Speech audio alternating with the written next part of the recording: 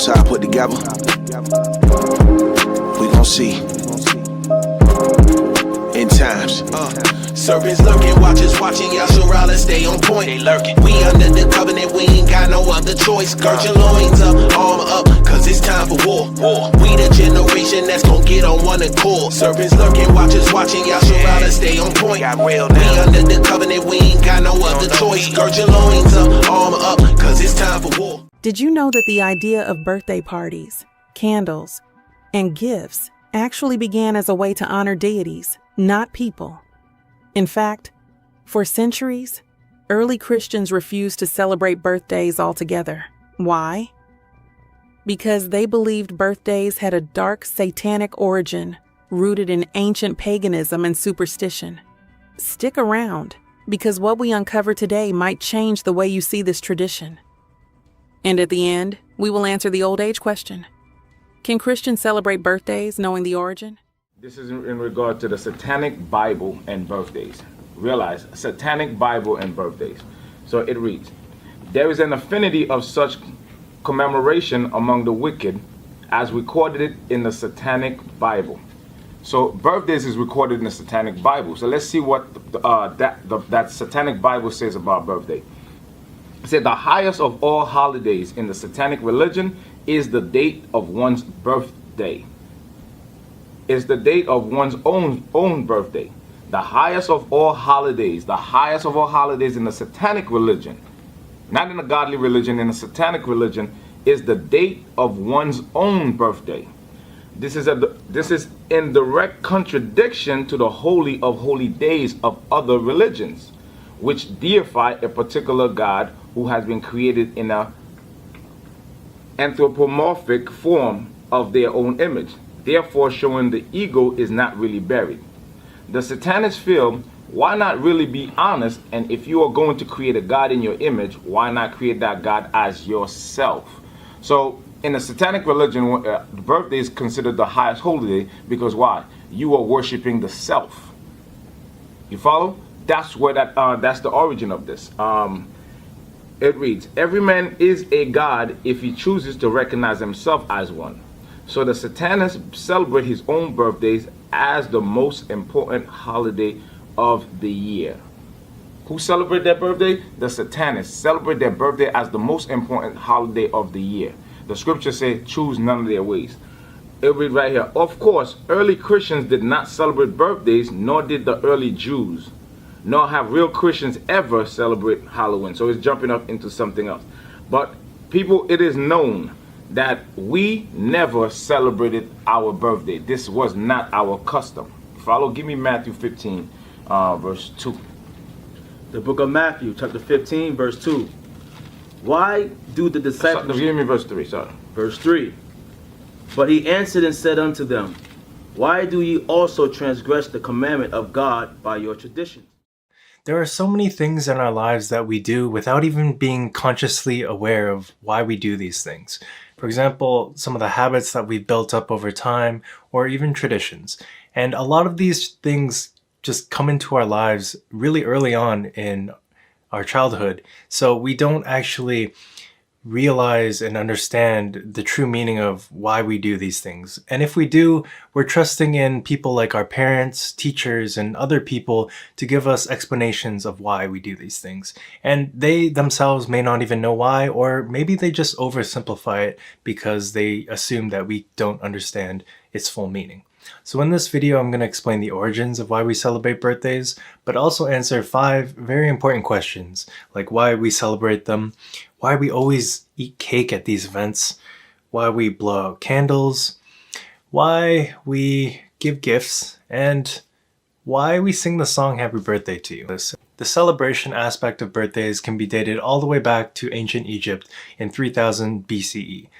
And the people would celebrate the pharaohs dying and transitioning into the afterlife as a god. And they would build idols and pyramids to celebrate and appreciate them into their new afterlife and fill their tombs and whatnot with treasure. Food has always played an important role in celebrations and traditions, and it seems like it was chosen as the ceremonial food of choice because of its association to symbolism in being able to modify its shape. In ancient Greek and Roman times, they would use these cakes as tributes to their gods to try and win favor over them during certain times, and also to avoid retribution and any form of punishment, because a lot of the things that were going on, they believed that the gods were responsible for doing them. So they wanted to try and make peace with them and win their favor. Scholars who study the Bible say that the earliest mention of a birthday was around 3000 BC and was in reference to a pharaoh's birthday. But further study implies that this was not their birth into the world, but their birth as a god. When Egyptian pharaohs were crowned in ancient Egypt, they were considered to have transformed into gods. This was a moment in their lives that became more important than even their physical birth. Pagans, such as the ancient Greeks, believed that each person had a spirit that was present on the day of his or her birth. This spirit kept watch and had a mystic relation with the god on whose birthday that particular individual was born. Gods and goddesses were a huge part of Greek culture. Greeks offered many tributes and sacrifices to appease these gods. The lunar goddess Artemis was no different. As a tribute to her, the Greeks would offer up moon-shaped cakes adorned with lit candles to recreate the glowing radiance of the moon and Artemis' perceived beauty.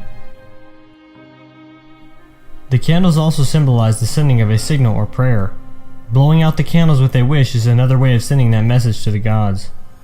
It is assumed that the Greeks adopted the Egyptian tradition of celebrating the birth of a god. They, like many other pagan cultures, thought that days of major change, such as these birthdays, welcomed evil spirits. They lit candles in response to these spirits almost as if they represented a light in the darkness. This implies that birthday celebrations started as a form of protection. In addition to candles, friends and family would gather around the birthday person and protect them from harm with good cheers, thoughts, and wishes. They would give gifts to even bring more good cheer, and that would ward off evil spirits. Noisemakers were also used to scare away the unwanted evil. According to another explanation, which birthday candles may have simply developed out of the common usage of candles in pagan altars. This may have passed into popular birthday traditions through the religiously grounded birthday rituals of the Romans, or later through a general association between candles and divine protection in pagan Europe. We can trace many of our birthday celebrations to ancient Rome. The Romans considered the day of creation to be important for all sorts of things. When it came to people, birthdays were regarded as days of sacrifice. Each person was considered to have their own personal genius, or guardian spirit, who provided them with a year's worth of protection in exchange for an annual sacrifice on their birthday. In addition to sacrifices, these events were marked with a few other rituals, including dressing in white, burning incense, and, more familiar to modern practices, gathering friends and making ritual cakes. Gifts were also given, but in contrast to today, the person having their birthday would give the most gifts to their guests, rather than the other way around. With the introduction of Christianity, birthday celebrations became a bit taboo for a time. For early Christians, birthday celebrations were considered pagan festivals to be viewed with disgust. However, birthdays were cast in a new light with the adoption of one particular birthday celebration. Around the 4th century CE, many Christians began marking the 25th of December as a day to celebrate the birth of Jesus Christ.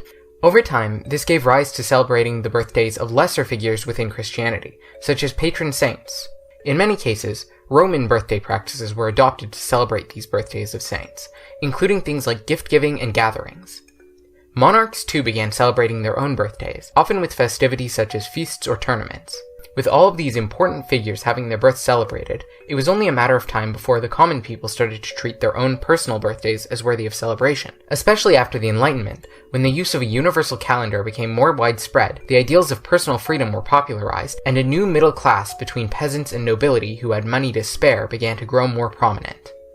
As far as I can find, our earliest confirmation of modern-style birthday cakes decorated with candles comes from 18th century Germany. While we can't say for sure how far back the practice goes, it was recorded in an English account of the 1746 birthday of Count Ludwig von Ziesendorf.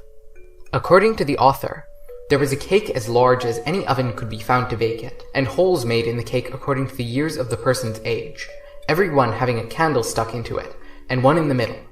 According to one of my sources, this practice started with the German Kinderfest, or Children's Festival, in which children would be presented with gifts and a cake topped with a number of candles, one for each year of their life, plus one extra to grow on. That way. The next big advancement to birthday celebrations didn't seem to happen until the late 18th century. And this is where Germans would start celebrating the first iteration of what we know now today as a birthday party. They called it Kinderfest, and every year for their children, they would celebrate them being alive. And to symbolize this on a cake, they would put a number of candles based on the child's age. And then the industrial age happened. And this allowed events like Kinderfest to become hugely popular all over the place. It allowed cakes to be mass-produced, especially the sugary kinds, where before this point in time, sugary cakes were only available to the wealthy and were considered very luxurious. The same is true for gifts, which, being able to mass-produce different things and items, it allowed people more options of what they could give people. And even though the intentions never really changed for gifts, being able to give things like experiences and just different types of unique objects changed everything. The last and final thing to put this whole celebration of birthdays together was the song. And the original version of this song, Happy Birthday to You, was actually called Good Morning to All. And it was created by two sisters. They were school teachers, Patty Hill and Mildred J. Hill. And they originally intended the song to be sung at the beginning of class every morning as a starting routine. But eventually, over time, the song transformed and evolved, I guess, to pop culture. And it became what was known as the Happy Birthday to You song, which we now sing every time someone has a birthday cake. And it's intended for them to make them feel special and unique because, I mean, you are singing and putting all the attention onto that one person. So that is the origin of birthdays. Now, we all know the typical birthday celebrations today, whether it's blowing out candles, cutting a cake, giving and receiving gifts, or throwing a party. Each of these traditions feels almost universal. We celebrate our lives, make wishes, and surround ourselves with friends and family. Kids and adults alike look forward to birthdays, and some people even dedicate an entire week or month to celebrating their birthday season. But while these customs are widely recognized, very few people actually know where they come from. How did cakes, candles, gifts, and parties become central to celebrating our birth? What's the significance of each? The truth is, these traditions have surprising origins, some rooted in ancient beliefs with deep symbolism and even superstition. Let's take a closer look, because knowing the real story behind these practices might just change how you see your next birthday celebration. Believe it or not, the tradition of celebrating birthdays goes way back, farther than most people realize. Each of these ancient cultures had unique ways of marking a person's birth, often tying it to divine or mystical meanings. Let's start by traveling to ancient Egypt, where the roots of birthday celebrations were very different from today. In ancient Egypt, birthdays weren't celebrated for ordinary people. They were reserved for pharaohs, and these weren't the actual days of their physical birth. Egyptians believed that when a pharaoh was crowned, they became divine, reborn as gods on earth. This day of ascension was seen as their birth into divinity and was marked with elaborate celebrations. These ceremonies would involve feasts, offerings, and rituals honoring the pharaoh's divine connection. The pharaoh's birthday became a symbol of their godly status and a way to honor their reign. Birthdays in Egypt weren't about celebrating human life, but rather a moment of transformation, where a mortal became intertwined with the divine. Next, in ancient Greece, birthdays also had a deep religious meaning. People celebrated birthdays not for themselves, but as offerings to the gods. It was customary to give thanks to the goddess Artemis, who was associated with the moon and hunting. On her birthday, people would make round cakes to symbolize the moon and adorn them with candles to represent the moon's glow. By lighting these candles, they believed they could send prayers and wishes up to the gods. It's thought that this tradition of making cakes with candles as offerings eventually transformed into birthday cakes and wishes for individuals. Over time, the Greek tradition evolved, and people began using cakes and candles to celebrate their own birthdays, making wishes to mark their special day. This idea of making a wish when blowing out candles is rooted in ancient beliefs of prayer, sacrifice, and divine intervention, which we still practice today without realizing its ancient mystical origins. In ancient Rome, birthdays became a more personal event, but they were reserved for influential people rather than ordinary citizens. Romans celebrated the birthdays of prominent leaders and esteemed individuals, not just for family or friends. They believed that honoring a person's birth annually brought them luck and protection from evil spirits. The Romans would host large gatherings, exchange gifts, and throw feasts to commemorate the birth of significant figures, giving rise to the concept of anniversaries. Romans also had a unique way of viewing the day you were born. They saw birthdays as deeply tied to a person's destiny. They believed that a genius or a guardian spirit was assigned to a person at birth, overseeing their life's journey. Birthdays were the perfect time to honor these spirits. Over time, this Roman tradition became more popular among the general public, and eventually, people began marking their own birthdays with similar celebrations, spreading beyond just leaders or influential figures.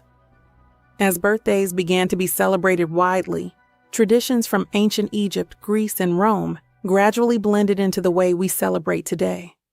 Cakes, candles, wishes, and parties all trace back to these ancient customs, layered with meanings that have transformed over time. These traditions, which we now take for granted, have traveled across centuries and civilizations, shaping our modern-day idea of what a birthday means. Now that we know the origins of birthdays, it brings up an interesting question. What exactly does the Bible say about birthdays? In the excerpt, birthday is a satanic form of worship. You worship in the self. So Christ was asking the people, why do you people break my laws? By doing what? By breaking the commandments. Why do the disciples worship? Why do the people break the commandments of God by doing what? Birthdays and other holidays. But today we're focusing on birthdays. And as we read, it is what? A satanic form of worship. Give me Matthew 14 verse 6. Let's see in the Bible if we're going to find people celebrating their birthdays.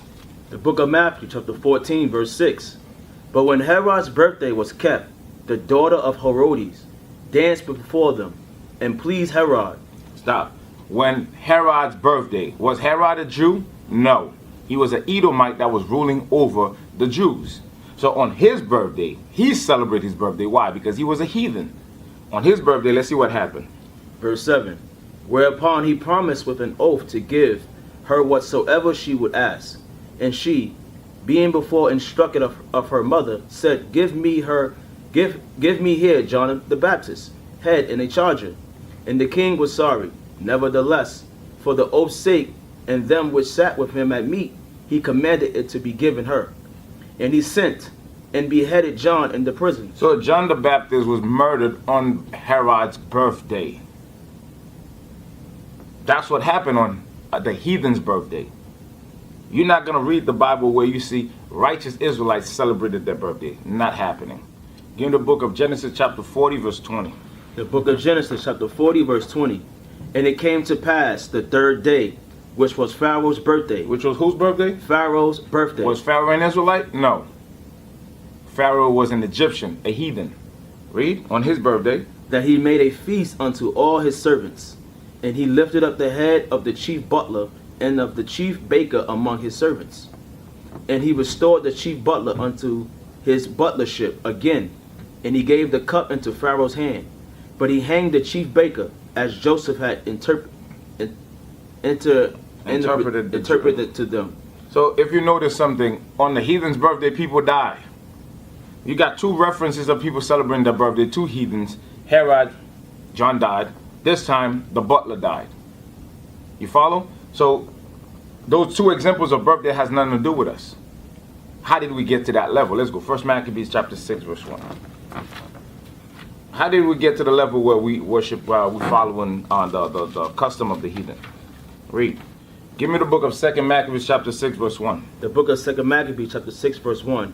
Not long after this, the king sent an old man of Athens to compel the Jews to depart from the laws of their fathers, and not to live after the law of God. So this is what's happening here.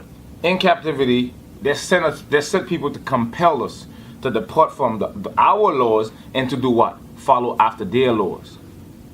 The heathens, when you read the Bible, their God is what? Idols. So in dealing with the heathens, we're not supposed to follow birthdays. That's how we end up in this situation. Jump to verse 6. Verse 6. Neither was it lawful for a man to keep Sabbath days or ancient feasts, or to profess himself at all to be a Jew. So under those captivities, we were not allowed to be ourselves. We were not allowed to keep our laws, our customs. So what did we do? Wherever we lived, we partake in the same things that were happening in those areas. That's how we pick up worshiping of idols. That's how we pick up worshiping of the self. Birthdays, throwing parties. You follow? Give me the book of Wisdom of Solomon, chapter 14, verse 16. So the scripture warned us not to follow the ways of the heathen, but we were born in them, so now we're making classes out there so that way you understand what ways you should follow. Read. The book of Wisdom of Solomon, chapter 14, verse 16. Thus, in process of time, an ungodly custom grown strong was kept as a law, and graven images were worshipped by the commandments of kings. So, in process of time, because when the Maccabees took over, when the Greeks took over, they met resistance from the Maccabees. Not every Israelite turned from their religion, but in process of time, when we were from captivities to captivities, captivities after captivities, we were broken down. Especially in this modern day Babylon. We were broken down to the lowest common denominator where things that we hated became nice to us. You couldn't offer a Jew pork, but today you can't take pork from an Israelite. They love that thing, but we never liked that thing before. Over time, in process of time, through a lot of whipping, through a lot of killing, we accepted those things and now we keep them as laws. Okay? Give me Psalm 119 verse 9 and 6. 119 verse 126. The book of Psalms, chapter 119, verse 126. It is time for thee, Lord, to work, for they have made void thy law. So David in the Spirit is asking the Most High, it's time for you to work, God, because everybody have forsake thy law. We all forsake God's law. So now is the time to return, because you're not going to make it to the kingdom celebrating your birthdays. This is why it is time now that we teach you those things so you may know to come out of those ways of living, right? Give me Psalm 115 verse 1 and 2. Because we read a birthday is what? Self-worshiping. Let's see what Psalm 115 and 1 and 2 says. The book of Psalms, chapter 115, verse 1. Not unto us, O Lord, not unto us, but unto thy name give glory, for thy mercy and for thy truth's sakes. Not unto us, O Lord, not unto us, but unto thy name be the glory. So according to the scripture, according to just that scripture, can we celebrate birthdays? No, because we're not supposed to give ourselves glory, but the Most High is supposed to get the glory. Read it one more time. Verse 1. Not unto us, O Lord, not unto us, but unto thy name give glory, for thy mercy and for thy truth's sake. So we're supposed to give glory to the Most High God, okay? Give me Jeremiah 7. Verse 17 and 18. We are not supposed to follow birthdays because birthday is satanic and it is the self-worshiping. And the Bible clearly says, not unto us, but unto you be given the glory. Read. The book of Jeremiah, chapter 7, verse 17. Seest thou not what they do in the cities of Judah and in the streets of Jerusalem? The children gather wood, and the fathers kindle the fire, and the women knead their dough, to make cakes to the queen of heaven, and to pour out drink offerings unto other gods, that they may provoke me to anger. That's what you see happening in this world today. Everybody doing their own thing. They're keeping all different wicked holidays, making cakes, celebrating their birthday, wear their little witch hat on their birthday, giving themselves the glory. So what the scripture says, in doing these things, you are provoking the Most High God to anger. This is why our society is still in disarray. This is why our kids are still dying, because God is mad at us. But it is time for you to wake up out of your deep sleep. That's why we're here teaching you the words. Okay? Give me 1 Thessalonians 5:22. The book of 1 Thessalonians, chapter 5, verse 22. Abstain from all appearance of evil. Abstain from all appearance of evil. That's a command. In being born again, we got to transform our mind and change our ways. All those wicked holidays that we grew up celebrating, we're not supposed to do them. Especially birthdays. Because that's self-worshiping. Give me Job 1, 4, and 5. The book of Job, chapter 1, verse 4. And his sons went and feasted in their houses, every one his day. So Job's son used to celebrate their birthdays. Everyone went feasted on the house on his day, his birthday. Read. And sent and called for their 3 sisters to eat and to drink with them. So notice that Job's kids used to celebrate their birthdays, right? So let's see what happened. Keep reading. Verse 5. And it was so, when the days of their feasting were gone about, that Job sent and sanctified them, and rose up early in the morning, and offered burnt offerings according to the number of them all. For Job said, it may be that my sons have sinned, and If it may be what? that my sons have sinned. Job made sacrifice and sent prayers for them because he knows that they celebrate their birthday, that they are sinning. And for that, when you continue reading the book of Job, Most High did what? Allow Satan to go and kill them. You follow? Give me Job 3, verse 1 and 4. The book of Job, chapter 3, verse 1. The book of, yeah. After this opened Job his mouth and cursed his day. Curse his day. What is his day? His birthday. Read. And Job spake and said, let the day perish when I was born. Let the day do what? Perish wherein I was born. Let the day perish in which I was born. So his day was talking about his birthday. That's why in verse 4, when you read everyone his day, you know that it was celebrating their birthday. And Job knew that they were sinning. Job understood that that day we don't celebrate it. We don't celebrate Christ's birthday either. You're not going to find in the Bible where they celebrated any of the prophets' birthday. It's not a custom. Give me Proverbs 1:22. Proverbs 1, verse 22? Yep. The book of Proverbs, chapter 1, verse 22.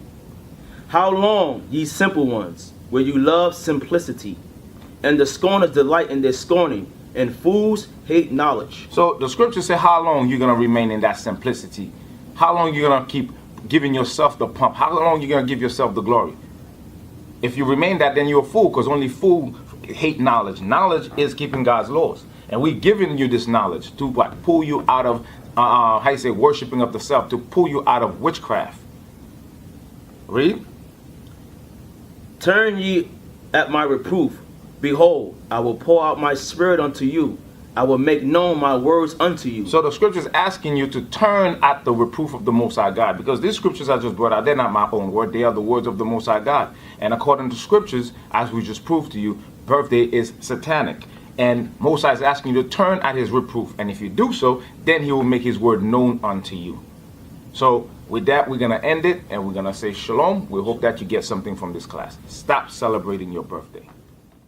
He gon' send his hand. Destruction gotta come, that's how he get us out this lane. The devil working hard, trying to get us out his plane. His sheep hear his voice, so he can't get us out his hand. We gon' trust the Son of Man, blow your wings, Father. Your kingdom coming, we just trying to make it in, Father. Rather we